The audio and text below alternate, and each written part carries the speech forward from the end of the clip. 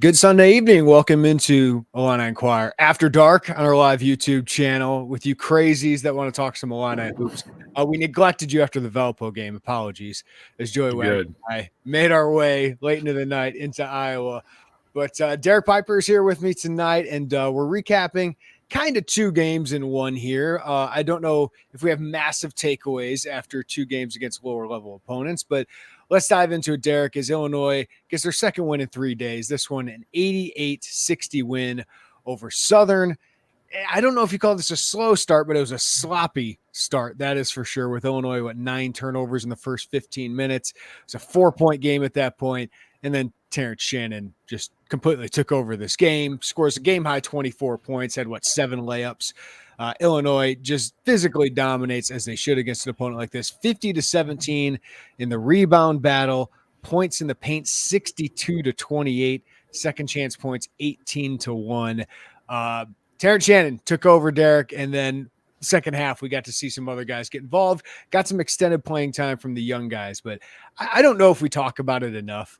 Like, Illinois goes into most games with the best player on the floor. Terrence Shannon is just a dude. He's a beast, whatever you want to call him. Yeah, he's been awesome. And that's 20 plus points in 3 straight games, and his ability to get downhill. I mean, I was sitting next to Lauren Tate tonight, and we know how long Lauren's been around, and he's like, I have never seen an Illini attack the rim like he has. And I'll take his word for it. I don't remember one in my lifetime, especially. But I mean, you get like, this is crazy. I'm not just physically, there are shades of like the LeBron attacking the rim, right? Yeah. Like, just you can't stop it. He's so fast, he's so big, he's so athletic. And when he does it, I get why he doesn't want to pull up and do a jump stop and do a mid-range game there, because he's so big, explosive, athletic. He's one of the best. Like, if they had a freaks list in college basketball, he would be one of the top guys. He should be. Yeah. I mean, he was the top end-to-end speed guy at the NBA Combine. And for him to be as strong as he is, not to be a point guard, I mean, he's a well-built 6'6", 225, and he's got great ability to go north and south. He's got outstanding leaping ability, obviously. And when Illinois was able to break that press, it usually left Southern pretty vulnerable on the back end, and Terrence was just going to town in the lane. So, he's really impressive. He's a treat to watch.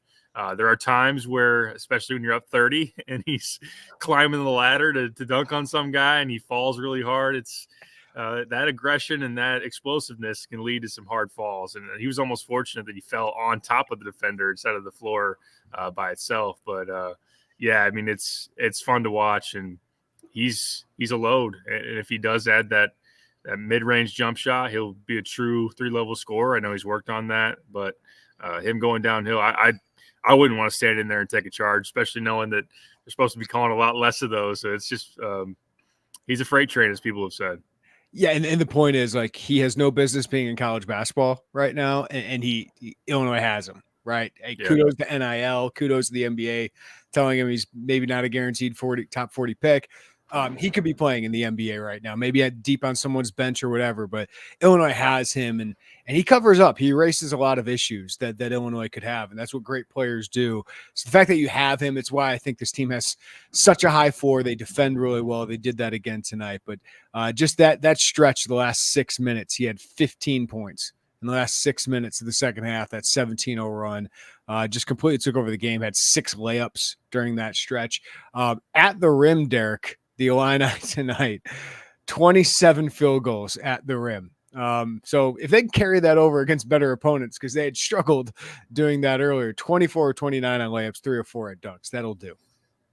That's a good conversion rate. Yeah, they didn't make those shots around the rim as well against Marquette and not against Valpo either. So being able to finish at the basket, Dane Danger really got going early. I like the fact that you were able to feed him. And, I mean, he had 10 points right off the bat, and he's dunking on people down there at times as well. So he didn't really able to sustain that through the rest of the game. He only finished with 12 when he had your first 10? 10 in the first 12, yeah. 10 in the first 12, yeah.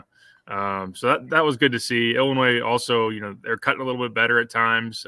Quincy Guerrier was coming off the wing and found him. They're driving baseline a little bit more. And there was a stretch kind of midway through the first half where I think it was Terrence, in the early portion of him taking over, drives to the basket and gets fouled. And Brad was really he was demonstrative tonight. You could tell he didn't want too many lulls after a little bit of a dicey performance against Valpo. He's like, just drive the ball. And telling his bench, just drive the ball. And they did that a lot better tonight. They didn't have it really going from three. So I like that they showed that aggression to go downhill. Obviously, Terrence leading that charge. Somehow they ended up getting 22 3-point attempts in this game. How did that happen? They had 16 in the second half, 0 for 6 in the first half. But I kind of like that, Derek, because they were just attacking 27 of their field goals of 36 field goals were at the rim. Like, I want to see that against this kind of opponent. Don't settle. The second half, you're up 30. You're just trying to get some buckets. Luke Goody had 7 3-point attempts, I believe, 6 3-point attempts in the second half, and made 3 of them. He continues to be a consistent shooter that they got to continue to get open touches for. But these games, we didn't learn a ton about Illinois. At this point, their defense, I think, is really good. We saw that against Marquette. We saw that against Kansas. I think their defense is going to be really good. But what we look for is you get reps, you get a bunch of meaningful minutes in a Division I basketball game for some guys that normally don't get it. And I thought the bright spot, but also the bad spot of this game was Nico Moretti really got minutes and made the most of them. 4 points, 3 assists, really inserted himself into this game. And when Illinois was going on the run, Nico Moretti's leading the break, feeding Shannon, getting to the rim and kicking it out to open people and getting some open shots. But then he has that foot injury, Brad Underwood said. No further update on that. So we don't know how serious it is. So you got this glimpse of him and you're like, oh, I can't wait to watch a whole second half of Nico Moretti running the point guard. And then it kind of went away. So just your thoughts on Nico tonight. That's a point guard. That's a point guard. He's the ball has life when he's in the game and he's able to distribute. You can see that his ability to see the floor and make quick decisions, and he just plays with a good pace about him. And is able to kind of be a connector as well. Like he hit one pass in the press to Shannon that was just a quick decision, quick left hand, and all of a sudden the defense is scrambling and Shannon's able to drive the left wing and just go and finish. And that play was all opened up because there was no indecision by Nico. He's got the ball pretty much on a string. He did have a couple of turnovers right before he got hurt, but still really, really liked his minutes out there. He's shown some good confidence, his ability to get to the rim too. Like he was able to have a pretty athletic finish on the left side using the right hand. And I just think that's how they look when they've been a point guard their whole life in terms of just the feel for the game. And again, just kind of the pace that they can play with. And can he defend against some of the more athletic teams, the better teams in your schedule? I think that's a big question. And one of the reasons why he doesn't play against Marquette, he barely plays against Kansas. But from an offensive standpoint, he's got a lot to him. He's got a lot there in terms of offensive skill. So it was great to see out there. Hopefully his foot isn't too severe. He wasn't in the walking boot. And Brad said that he'll meet with the doc tomorrow to see what's the latest on Coleman and also Nico. But he was definitely encouraging tonight. In 38 minutes this season, all against the lower level opponents, okay? 12 points, 4 of 4 field goal, 4 of 6 free throw for Nico, 8 assists, 5 turnovers. So any line, I think they see that, Derek. They see what you see. Like that's a glimpse of what a point guard looks like, what this team sorely needs. He's doing it against lower level opponents. I'm very concerned about if he can defend at the highest levels. So for Illini fans wanting to see more Nico Moretti, what do you think that path to a role is? Like, when do you think Underwood would pull that against a legitimate high major opponent in the next month? I'm sure he's probably already thinking about it a little bit. It's got to be within his mind because the offense can bog down, and I think he gets frustrated. And I think fans see it as well, is that Illinois, during some of their times where stuff is tough offensively, Shannon's the only guy that is consistently getting into the paint, that is consistently forcing a defense to break down. So Nico, with his ability off the dribble, he can get into those gaps, which force reactions by the defense. So that puts the defense into rotations, puts them into decisions on the corners if they want to stay home or go down into help. And with Illinois, some of their problems is, if Terrence is the only guy getting into the teeth of the defense, there's some predictability there, and it doesn't put some tough choices and some rotation into the defense. So I think he's probably thinking about it. I'm sure the play that Nico had prior to the injury tonight only advanced that. I mean, Nico was the first guy off the bench for a reason tonight. I think that is certainly telling a little bit. Now, yes, Southern not a very good team. A team defensively, really the only thing they do well is turn you over. Other than that, they can obviously lead to a layup line at times, and they don't defend all that great. So Nico would have to do that against better competition. We have heard, of course, you always want to see it in games, but that he's looked pretty good in practice as well. So I think in spurts, the Nico Moretti experience has been setting up for some games that matter. We'll see again what this injury looks like, and yes, it will be up to him holding his own at the defensive end too. Because I, like you, it started really just watching him in Spain. They attacked him, and he's a guy that's slender and not the most athletic, and you can go at him a little bit. So, but I do think this offense could really use someone like that. All right, so Dane Danger gained some confidence this weekend, making 2 free throws today. Took him 10 free throws to make his first one, Derek, but he made 2 today. It looked like he rested on his right hip, went up straight, wasn't moving the ball around. Like he had his. I saw him the other night. It was on his left side. He's all screwed up, but tonight it looked better. If he can make 50% of them, that's huge for Illinois. But he got some confidence this weekend with 28 points in 2 games.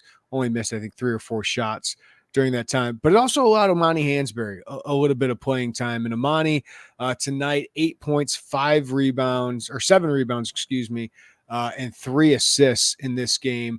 Now, a lot of that's late, whatever. But whenever he gets on the court, man, he's around the rim. He's getting some buckets. He's getting rebounds. What have you made of Amani Hansberry so far? Real quick note on Dane. They give out nuggets for when the other team misses 2. How about a Big Mac if Dane makes 2 at the line? Can we do that? Can we get that done? Can we get an NIL deal with that? Yeah, sure. Just encourage him a little bit, but he's got to make them. He's got to make both of them make it. As of right now, you wouldn't be giving out any Big Macs. So, got to see more of those go in. But Amani's, I'm how big of a fan of Amani I am, and obviously Brad is too. And he's just so active. I think we probably don't talk enough about his defense. I think his defense has been really good of late or within this regular season, just his ability to be active, and he can cover a good amount of ground as a big man. Obviously, he's going to battle on the glass, and he's going to be fighting for position and fighting to be in the ability to get that rebound and if offensive glass to put it back up. There are times where offensively, I think right now and before he really kind of has that body transformation, before he gets a lot stronger, he can struggle to finish against size. He doesn't get off the ground a whole lot, but I do like what I see from him. I mean, he stuffs the stat sheet. I mean, that's something that he does when he's able to be out there and corral those rebounds, get those putbacks or those finishes around the basket. And tonight he did finish at the rim pretty well. So I'm liking what he's done. He told us tonight that, he knows that with Coleman out, he's got to step up, and the coaching staff has voiced that, hey, it's important for him to do that. So I know that, in the current portal era, you always wonder if a freshman doesn't play well enough. There are people that hope that Amani doesn't play well enough, so he's in the portal this offseason. And really? I could think of a team. Yeah, right. I was just throwing that out there, kind of just hypothetically. But I think that stay away, Shrewsbury. Yeah, right. He's doing well, and I think that Illinois is happy with his progress. And I think that he's a guy that, and he even has 3 assists tonight. So he's someone that has some offensive skill to him, obviously has the grit and motor to him that you like. And I think he's only going to continue to get better. Dre Gibbs-Lawhorn gets extended minutes, some good, 5 points, had a great defensive play that had Tim Anderson pumping his fist, had a block on it. But 3 turnovers in this one. I think we expect some ups and downs for Dre Gibbs-Lawhorn, but 4 games in, what have you seen? I mean, obviously really good game against Eastern Illinois. What have you seen since then, Derek? Hasn't been able to get the shot going. There have been times where he takes a couple, which this is not a surprise. I would have thought this would be the case going in. That he's going to probably err on the side of aggression and take some shots as far as the pull-up variety that you're like, okay, if it makes it, you live with it. If he doesn't, it's kind of just him being aggressive. I want to see him go to the rim a little bit more. I saw that. Was that the Valpo game, or maybe it was the game, or maybe it was the Oakland game. One of those, he was able to get downhill and show a little bit more of that emphasis to not have his his field goal attempts just all be jump shot related, because he's such a good athlete. I'd like to see him get to the basket a little bit more than just relying on the three. I've said it. I said it during the offseason. He's been a streaky shooter through his career. Now, again, like freshmen usually go through that, even if they are really good shooters. So I'm not saying he's going to be, whatever percentage he's sitting at right now throughout the course of his career. But I think it's a situation where, he's going to have some ups and downs offensively.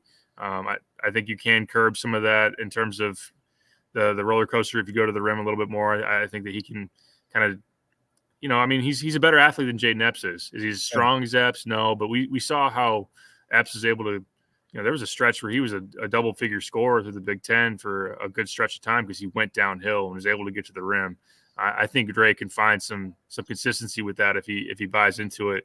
And then defensively, he's still learning. But all in all, I think it's just a collection of good and bad with him. But obviously, the upside is there, and I think he'll have his fair share of moments as he continues to progress. Appreciate everyone on our live YouTube channel right now. Give us a like on the video if you could. And if you have any questions, we will get to those here coming up. We always appreciate the super chats as well. We'll get to some of the concerns, talk about some of the veterans, and then talk about a time where Illinois can really work on itself, Derek. But first, let's hear from one of our great sponsors. Talk about home field apparel since the start of the season. There are a lot of collegiate apparel brands out there, but we wanted to partner with Home Field because their designs are the best out there. Some of Illini Inquirer's favorites are the basketball ringer tee, the rose tee, and the 1980s long sleeve with the script Illini. It's great. Be sure to check out homefieldapparel.com, filter by Illinois, and see what we're talking about. And our listeners get an exclusive deal using code Illini23.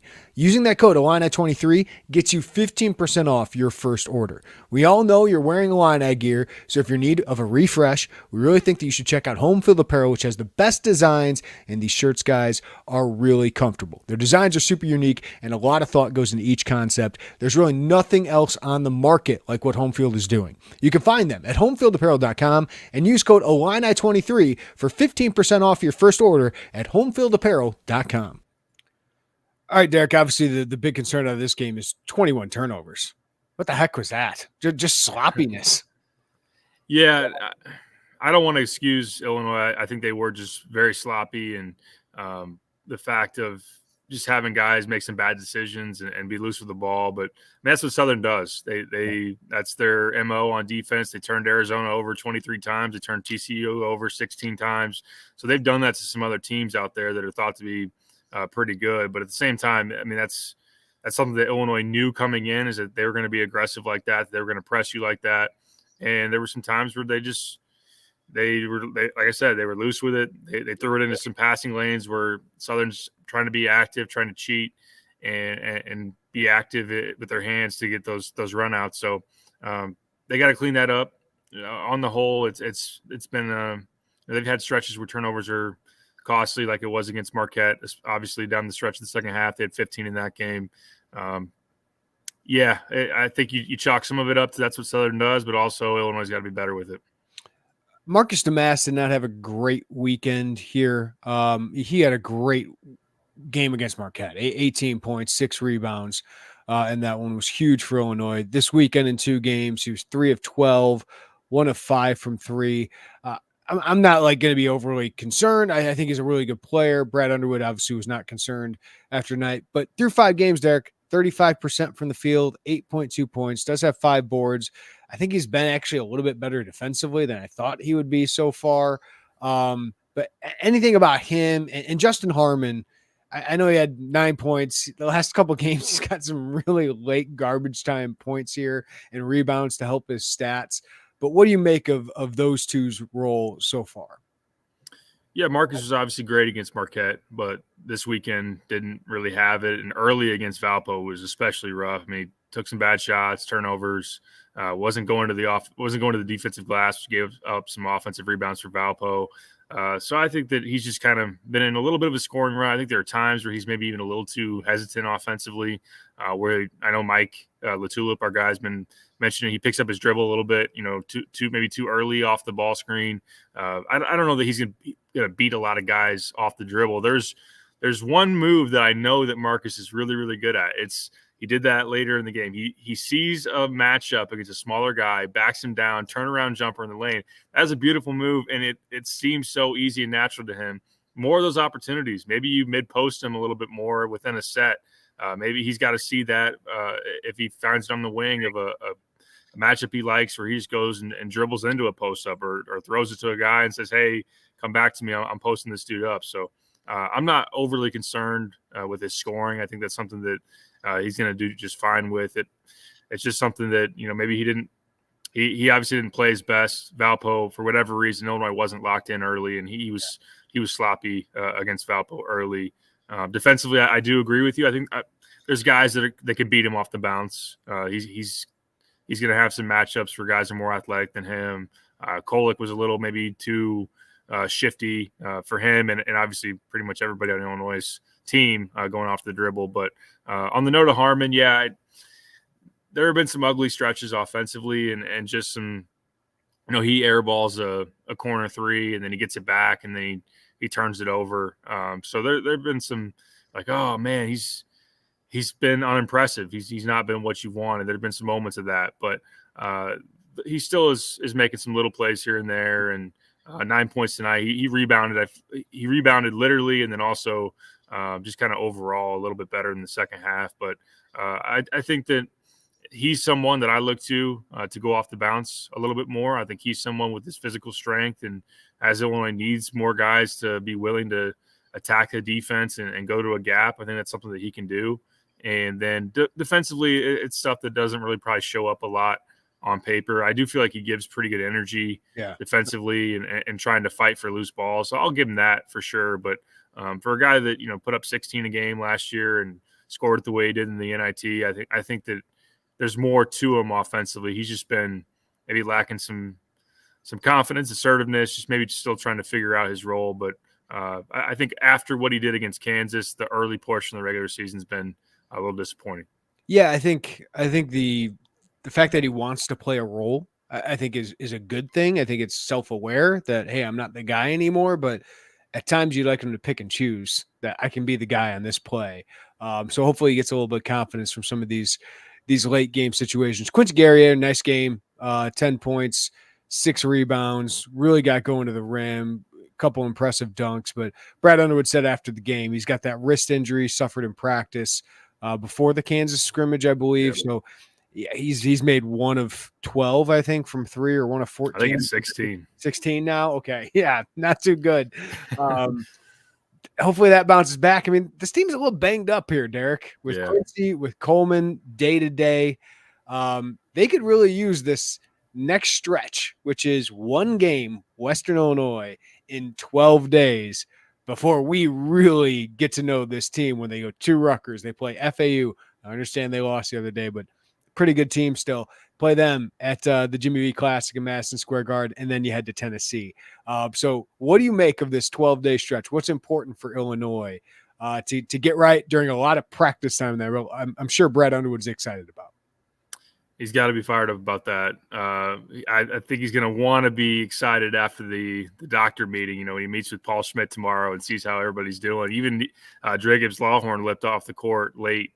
Needs some help from Imani Hansberry to get off the floor after one of his finishes. But yeah, they are banged up. And Guerrier is a guy that shoots 34% from 3 last year, and with the wrist that Brad's mentioned has been bothering him. You need that to get sorted out or be something that he's able to just be able to make up for, whether it's taking less threes or just playing through it to get comfortable with it. But Coleman's status is obviously very important. I'll be interested to see what their choice is regarding that Friday game. Me and you were talking about it a little bit on Friday. It's like, it'd be great to get him, you could pretty much give him 2 weeks off.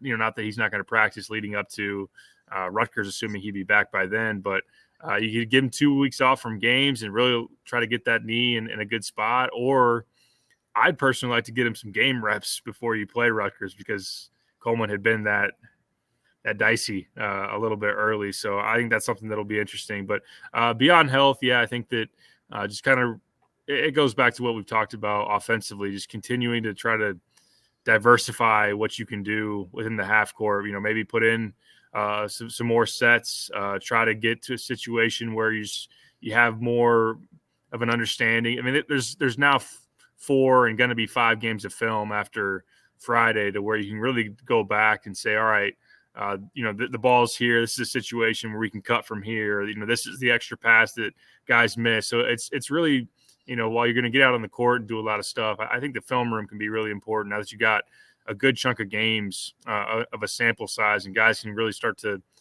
get a feel of what's out there. And this is still a group that, on the whole hasn't played a ton together. So building that on the practice court is definitely going to be important. I know Brad's emphasized rebounding a lot, and he said that they went into this weekend with that as a huge point of emphasis. We'll see if they can assert themselves on the glass against a team like Rutgers, against a team like Tennessee, who's really, really physical and great defensively. And again, kind of on that note, it's being able to execute offensively, and I think even situationally. I think coaches like when they get that much time.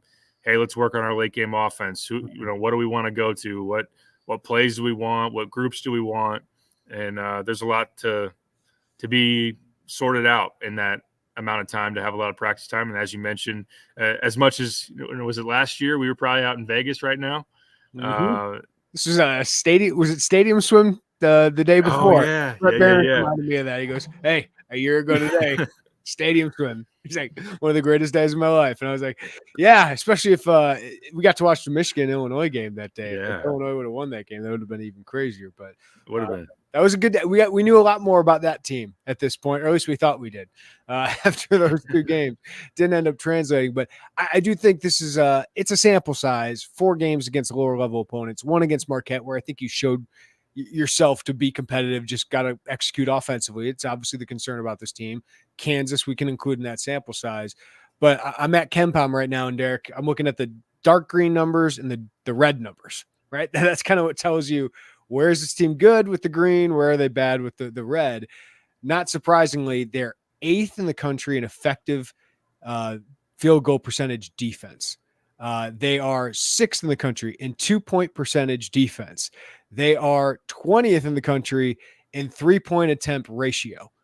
So they do not allow a lot of threes, and they held opponents to a very small percentage of 2-point makes.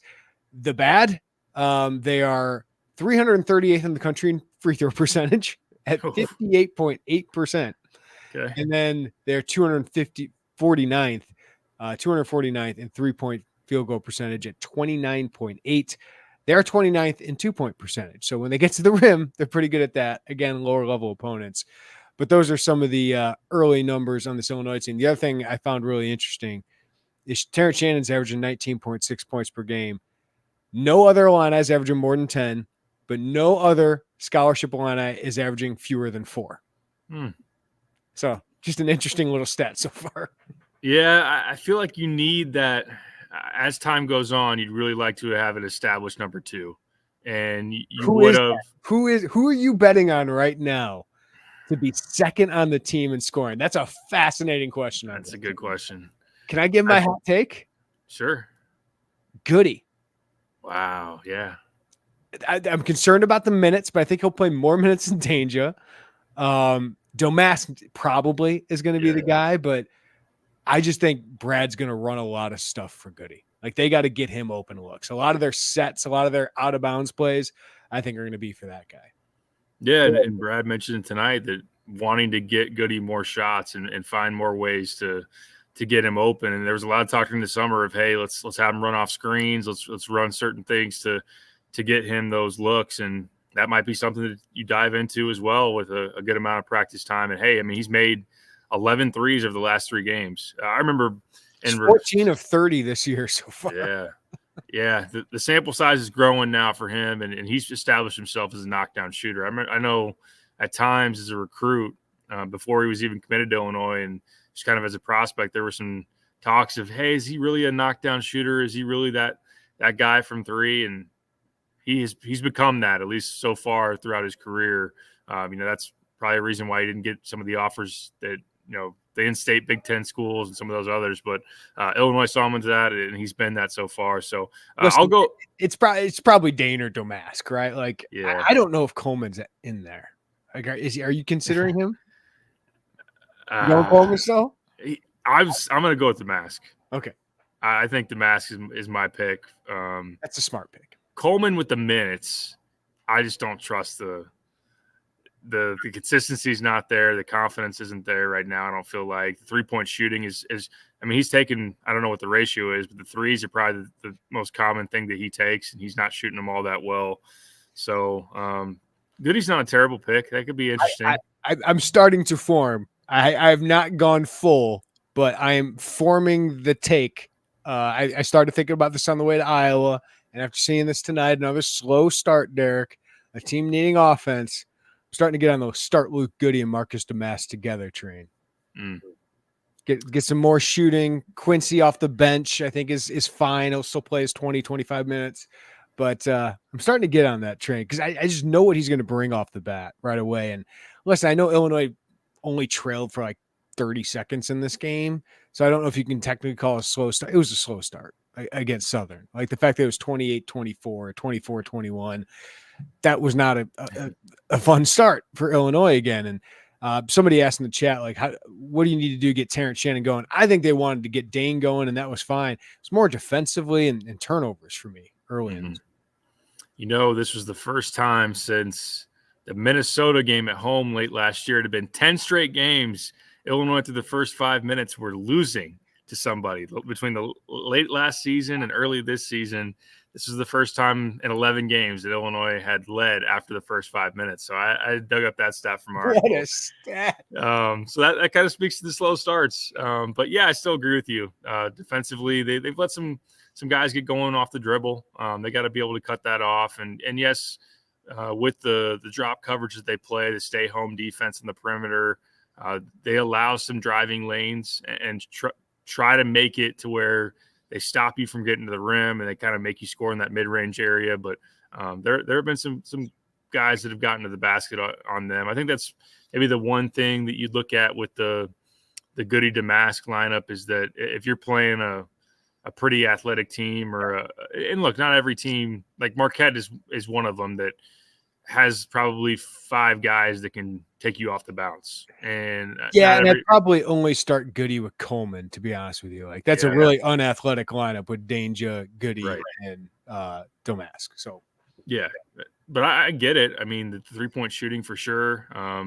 One of those things within the slow starts against Oakland, EIU, and Valpo was that first 5 minutes of those games combined, you were 1 for 11 from 3. So having Luke out there as a shooter, I do feel like that Luke and Damask have played off each other well. Like they definitely have a chemistry of being able to find each other from 3 and everything. So I get that. If it continues to be an issue against the better teams, I'd be fine with that. Just formulating, not dead set on it, but I'm starting to think about it just a little bit. All right. Anything else you want to hit on, Derek? I don't have any big thoughts on Western Illinois going into this one, but any random thoughts you got left before you get out of here?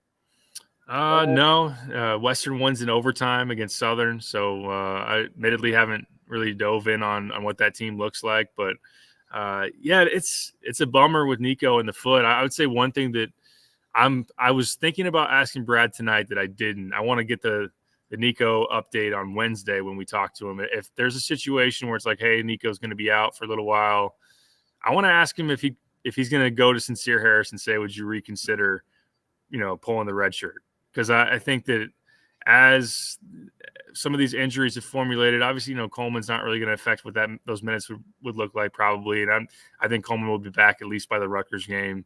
But with Justin Harmon struggling a little bit, and if Nico's going to be out, not that Sincere would give you point guard minutes, but maybe it's a situation where you're like, hey, what do you think now? I don't know. I don't know that that's probably even on the table, but it's something that crossed my mind with Moretti going off and going to the locker room and then coming out in a walking boot.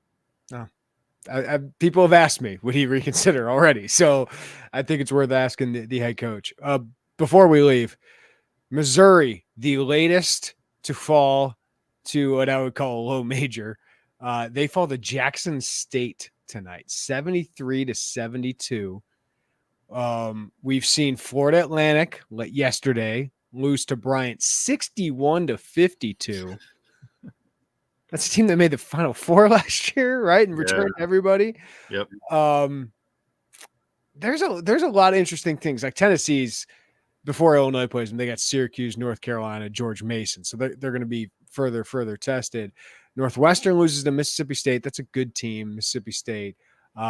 Michigan State, obviously, it lost to James Madison earlier in the year. Maryland is now 1-3 with losses to Davidson and UAB in there. So Illinois, the fact that they haven't dropped one of those games, they're better than a lot of these Big Ten teams. This has been an awful non-conference for the Big Ten, by the way. It's been really bad. And Indiana gets hammered today by UConn, and they were one of those that lucky to not take one against Army or against Pat Chambers, Florida Gulf Coast team. So there's some ugliness out there in college Michigan basketball. To Long Beach State. Yeah. Big Ten's not looking good. They deserve the criticism that they're getting. Beyond that, very interested to see what Tennessee looks like this week beating the Maui. So they open up with Syracuse, but then down that road, that Marquette's out there, Purdue's out there, Kansas is out there. They could have some really big time tests. And so far, Tennessee, I think they're the best team they played is Wisconsin. I actually didn't get a chance to go back and watch that game. I know Dalton Connects put up really good numbers, and on the whole, just looks like a really, really good team, knowing how they defend, and Connect provides that a nice offensive spark that they maybe didn't have as much of last year in terms of shooting in particular, but also he can make plays off the bounce. So I know you brought up the thought, how many great teams are there in college basketball? That's a question to ponder. I think Marquette's pretty good. I think there's a number to think about. Tennessee's really good. Tennessee's very good. Purdue so far looks pretty good. Arizona looks good. There's Houston, teams, but there's not a lot of ones that are just like, definitely going to win that game tonight. And the Big Ten probably talks a lot, Derek, about the low majors, mid majors. The transfer portal helps them too. I really do think it helps them, and it's even some things out. And just the unknown of all these high majors too, with so many new guys, and teams being turned over so much. I think that might have something to do with it. Upsets happen every year, but I don't have the numbers if it's more this year, but it certainly feels like we're seeing more of these, especially low majors like Ken Pom 200 to 350, really giving teams a run and winning some. Yeah, for sure. Yeah, there probably is something to be said for that, especially, the high majors recycling and losing some freshmen that they wanted to then insert the next year and have a bigger role, or bringing in transfers and not necessarily being as cohesive as maybe they would be. Of course, it does allow you to reload better with talent and to get old and whatnot. But I think kind of the grand takeaway for me is the Big Ten's pretty soft. Like the middle's not good. Beyond the top. I feel good about my Purdue pick to win the league. That's all. As well. Purdue to win the league. Maryland's look really, they've been brutal offensively. I was talking yesterday, or I think it was right before Michigan lost. We were talking. It was like, is Michigan the second best team in the Big Ten? And then they lost to Long Beach State. So I don't know. We'll figure it out once we get to Big Ten play. I think it's going to be a lot of 7 to 12 win teams again there, and very little separating. And do not lose bragging rights. Missouri was down 20 at Minnesota with like 12 minutes left. Can Brad treat this like it's the Final Four for one time instead of just being another game? I think that might be There's one thing John Gross did really well was win bragging rights and make a big deal out of bragging rights. Yeah.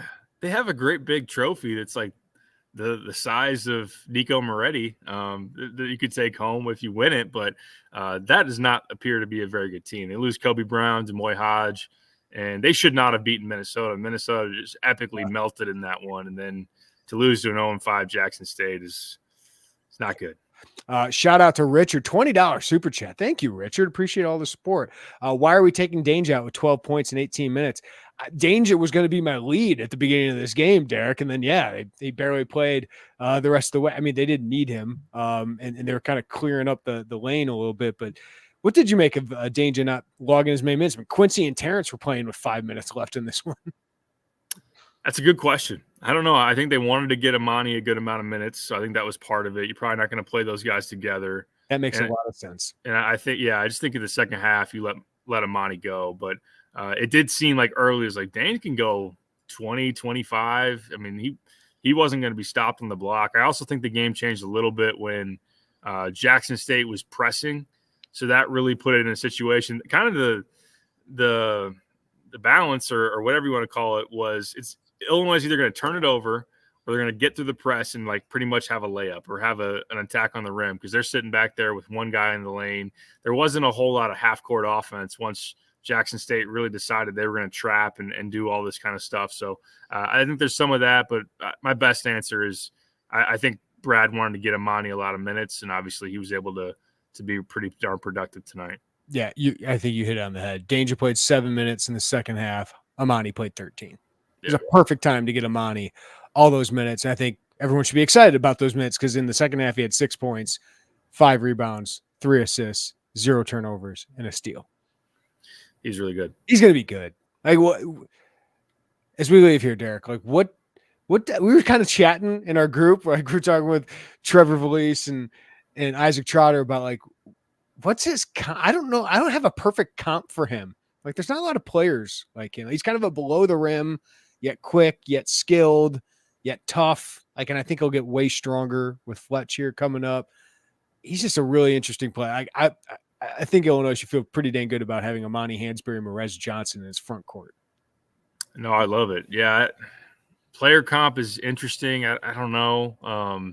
I know that Illinois talked about it when they were recruiting him, that he's kind of got like an old man Al Horford to him. Yeah. You know, he's not as athletic as Al. I mean, Al was a guy that I was a little bigger too. Yeah. High. Yeah. A little taller, high first round draft pick ultimately. But like the Al Horford that has been playing for the Celtics in his mid to late 30s is kind of similar to him. A random name just came across my mind. Remember DeJuan Blair? Yeah, of course. Pitt, right? Yeah. Like he was 6'7". He was way bigger, I guess. That's probably not perfect. But like, I don't know, just kind of this long, but a below the rim kind of guy. Yeah. His name came across my mind. And he's got more skill than he's been able to show early on. Like he's a guy that obviously can pass. Ball handling is something he does a little bit better than he's been able to really put on display yet. So I like him. Obviously, I liked him a lot as a recruit. I think as you pack on some more strength to him, and if Fletch could add a little bit more vertical to him, that would be awesome. I don't know how feasible that is, but I do think with the strength that'll make up for some of right now, which allows him to get knocked off his spot maybe a little bit, but true size will challenge him to score a little bit this year. But Zach Randolph, Dan says. Zach Randolph.